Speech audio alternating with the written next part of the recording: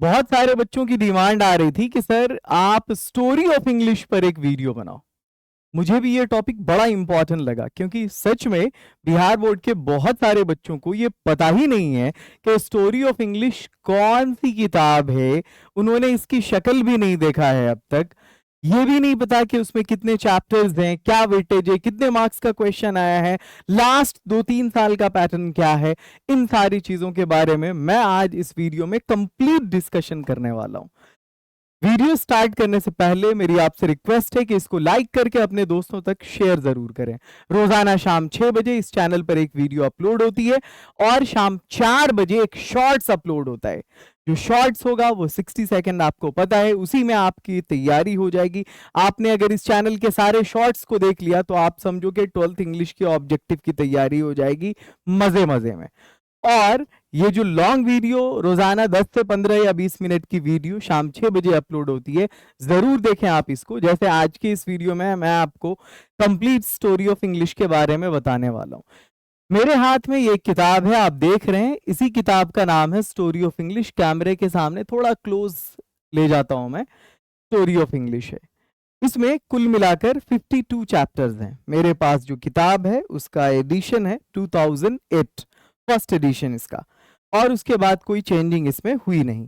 हालांकि syllabus change हुआ था 2009 में, 8 में प्रिंट करके रख दिया गया था। अब देखते हैं, इस किताब की कीमत 13 रुपये है। इस किताब में टोटल जो चैप्टर्स हैं मुझे दिख रहे हैं वो टोटल 11 चैप्टर्स हैं। इन 11 चैप्टर को दो हिस्से में बांटा गया है, 11th और 12th में। 11th में 5 चैप्टर हैं सीरियल से, चैप्टर नंबर 1, 2, 7, 8 और 9। और अगर हम 12th की बात करें तो 12th के लिए जो चैप्टर प्रिस्क्राइब किए गए हैं वो हैं chapter number 3, chapter number 4, chapter number 5, chapter number 6, chapter number 10 और चैप्टर नंबर 11।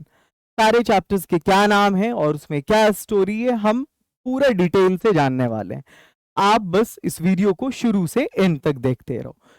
सबसे पहला सवाल कि स्टोरी ऑफ इंग्लिश क्या है। तो स्टोरी ऑफ इंग्लिश आपकी एक टेक्स्ट बुक है। कौन सी टेक्स्ट बुक है, मैंने आपको उसकी शक्ल दिखा दिया है।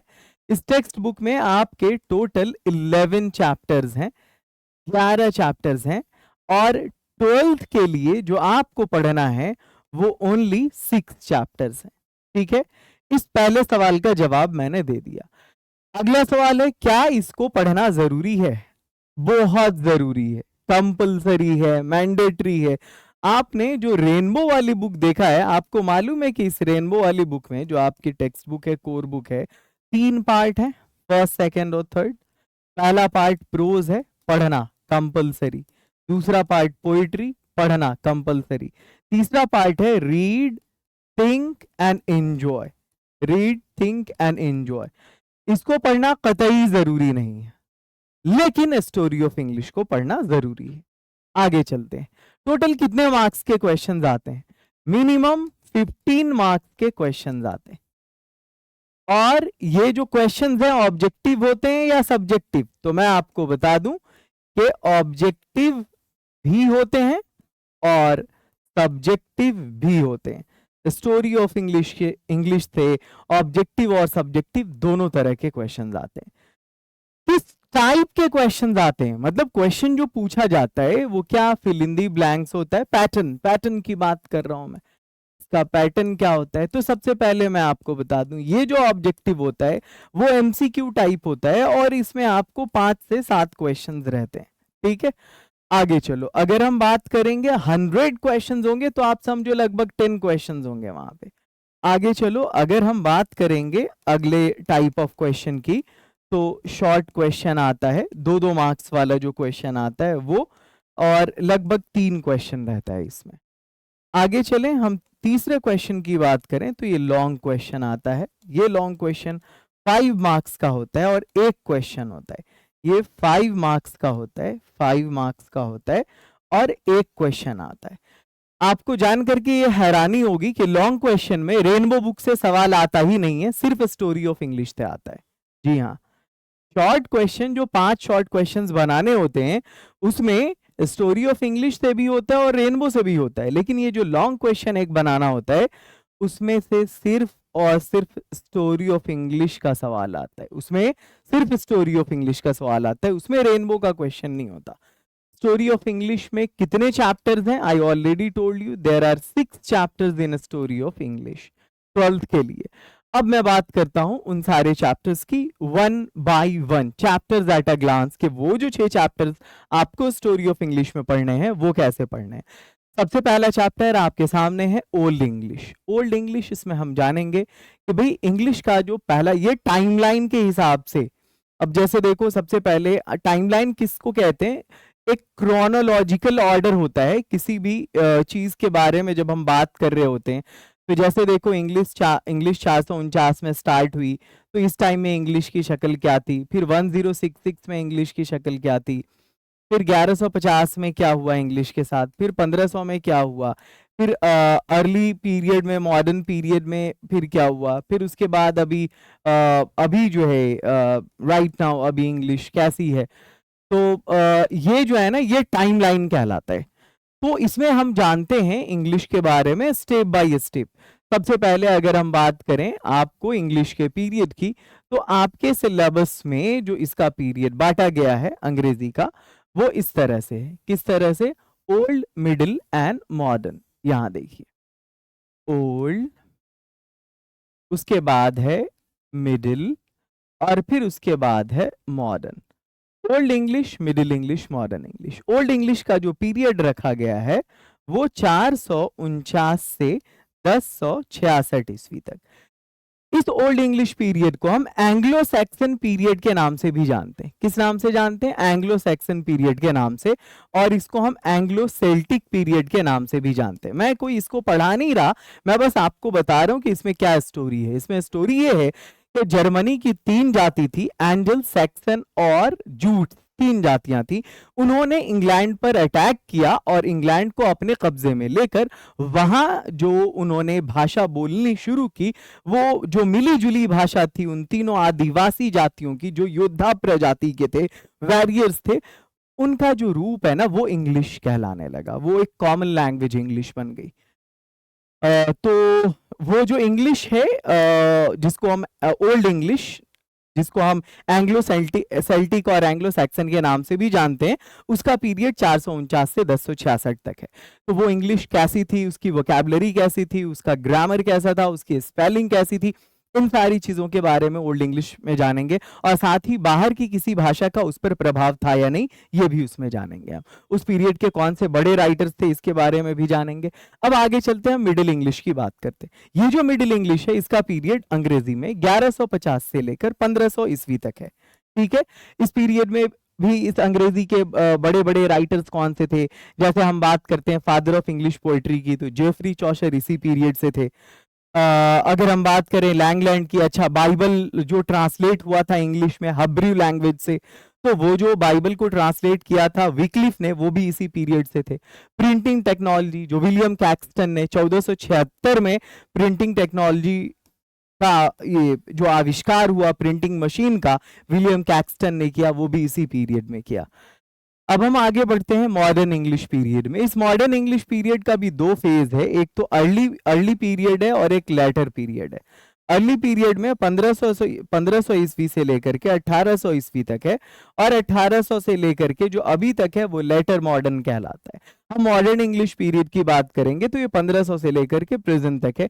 इसमें मॉडर्न इंग्लिश पीरियड में स्टार्टिंग में अगर बड़े राइटर थे एडमंड स्पेंसर, विलियम शेक्सपियर, तो भाई अभी के जो राइटर्स हैं इसमें उनको भी शामिल किया जा सकता है। जैसे अभी के जो राइटर हैं 1800 के बाद, लाइक चार्ल्स डिकेंस हैं, जॉर्ज बर्नार्ड शॉ हैं, ये भाई अभी जेके रॉलिंग है, ये सब अभी मॉडर्न पीरियड में, टीएस एलियट वगैरह हैं, तो इन लोगों को भी शामिल किया जा सकता है। अब मैं थोड़ा सा आपको एक शक्ल दिखा दे रहा हूँ टाइमलाइन के अकॉर्डिंग। ओल्ड इंग्लिश पीरियड जिसका मोटे तौर पे 500 से 11 माना जाता है, वैसे आपको बुक में जो आपके दिया हुआ है उसी को ध्यान रखना है, 449 से 1066। इससे जरा सा इधर उधर हिलना डुलना नहीं है। ये 1066 से 1150, जरा सा, सॉरी 1150 से 1500, जरा सा इधर उधर हिलने डुलने की जरूरत इसमें नहीं है। बाकी ये और ये ठीक है।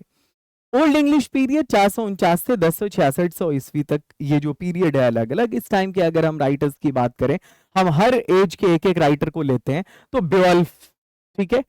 अगर हम मिडिल इंग्लिश की बात करें तो इसमें जेफरी चौशर है, father of English poetry, father of English literature, the Canterbury Tales नाम की एक बड़ी फेमस बुक के राइटर।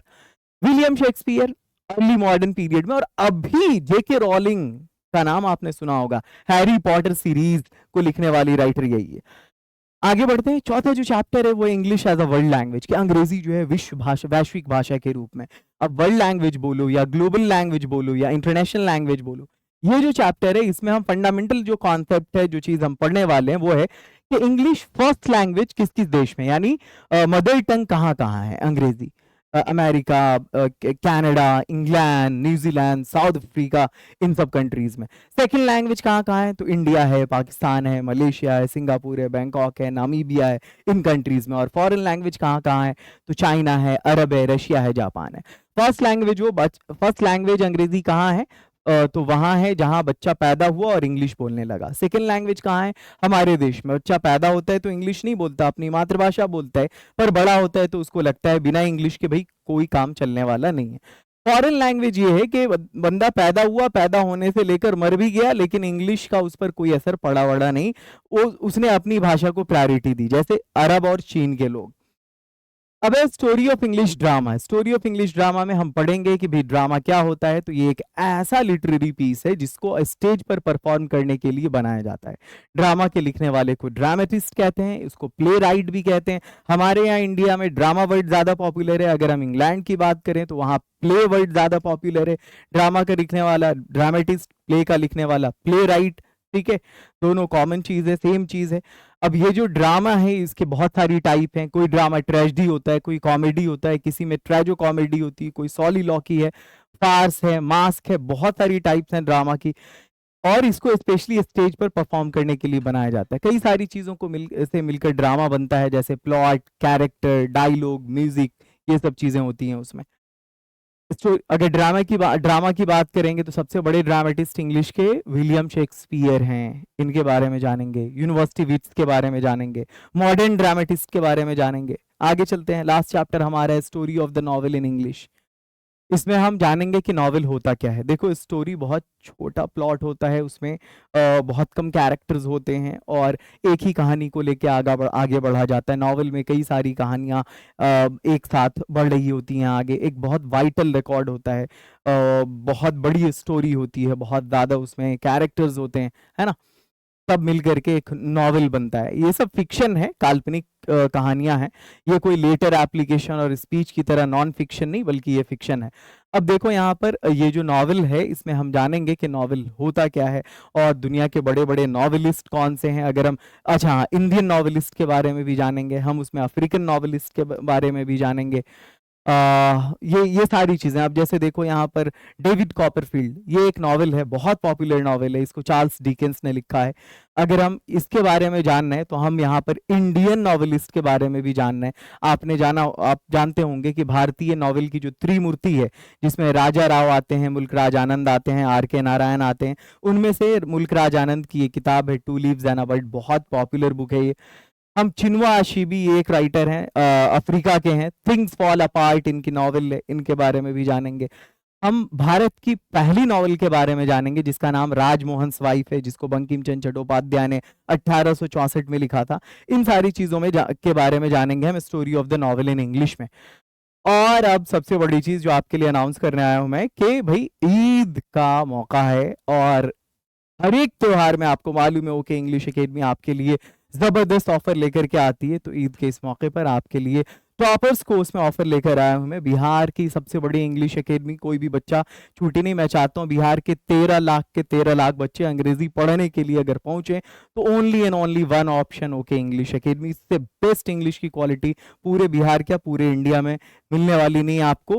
पहले इस कोर्स की फीस, जिसका नाम टॉपर्स कोर्स है, 499 थी, अब इसकी फीस ओनली 399 हो गई है। ऑफर की वैलिडिटी 3 दिन, 9 से 12 अप्रैल। आप इसका फायदा उठाइए। कोई भी प्रॉब्लम हो तो मैं आपको लास्ट में एक नंबर दूंगा, बल्कि ये नंबर है, आप इस नंबर पर कांटेक्ट करके, कोर्स से जुड़ने में कोई दिक्कत हो तो आप इस नंबर पर कांटेक्ट कर सकते हैं। अच्छा, 2024 के अकॉर्डिंग जो क्वेश्चन है मैं थोड़ा उसको डिस्कस कर देता हूँ। देखो 2024 में एक क्वेश्चन पूछा था, ऑब्जेक्टिव कैसा पूछा था, the daughter dot English period is generally considered to be from 1150 से 1500। 1150 से 1500 का पीरियड मिडिल इंग्लिश पीरियड है। ये जो एंग्लो इंडियन कम्युनिटी है, जो भाई है भारत के लोग लेकिन बाहर बस गए हैं, वो लोग कौन सी भाषा बोलते हैं, तो वो इंग्लिश ही बोलते हैं अपनी मातृभाषा के रूप में। शी स्टूप्स टू कन्क्वेयर नाम की जो किताब है, इसको किसने लिखा है, ओलिवर गोल्डस्मिथ ने लिखा है। ये आपको 2024 में स्टोरी ऑफ इंग्लिश का क्वेश्चन पूछा गया था।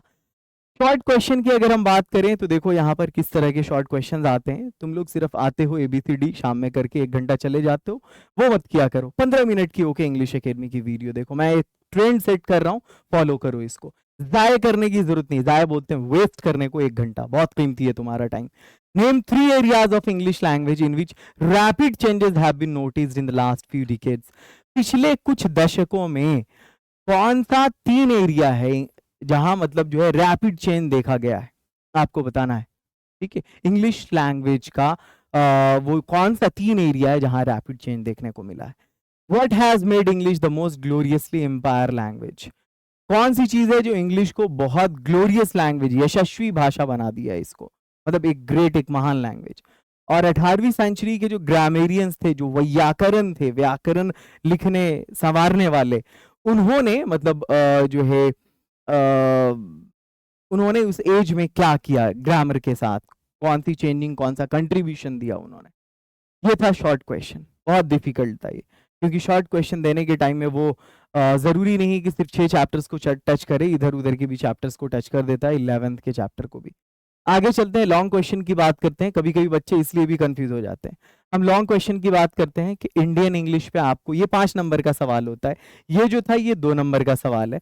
आपको बताना था कि इंडियन इंग्लिश पर एक नोट लिखना है, English as a world language, English एक वैश्विक भाषा है कैसे, मॉडर्न इंग्लिश पर भी एक नोट लिखना था। ये 3 क्वेश्चन थे, कोई एक बनाना था। अब आपके लिए मैं साइंस और आर्ट्स की एकेडमी भी स्टार्ट कर चुका हूं और आप लोगों का ढेर सारा प्यार मिला मुझे। साइंस और आर्ट्स के लिए आप ज्वाइन करिए ईद के इस मौके पर। आप जान रहे हैं कि पूरे बिहार में हम सबसे कम फीस लेते हैं, 3-4-5 हज़ार हम साइंस आर्ट्स पढ़ाने की फीस नहीं लेते, सिर्फ 999 लेते हैं। 1 साल तक साइंस और आर्ट्स लाइव क्लास के साथ पढ़ाते हैं, लेकिन ईद के मौके पर अभी आपको सिर्फ और सिर्फ 899 में वो साइंस और आर्ट्स का 1 साल का कोर्स लाइव क्लास के साथ मिलने वाला है।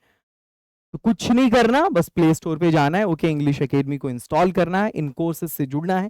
कोई प्रॉब्लम हो तो आपके सामने ये 2 नंबर्स हैं, आप इन 2 नंबर्स पर कॉल या व्हाट्सएप कर सकते हैं। बकिया मिलते हैं फिर कोर्स में। हर दिन शाम 4 बजे आप शॉर्ट्स देखा करिए और हर दिन शाम 6 बजे आप इस लॉन्ग वीडियो को 10-15 मिनट की जरूर देखा करिए। ढेर सारा प्यार, मिलते हैं फिर अगली वीडियो में।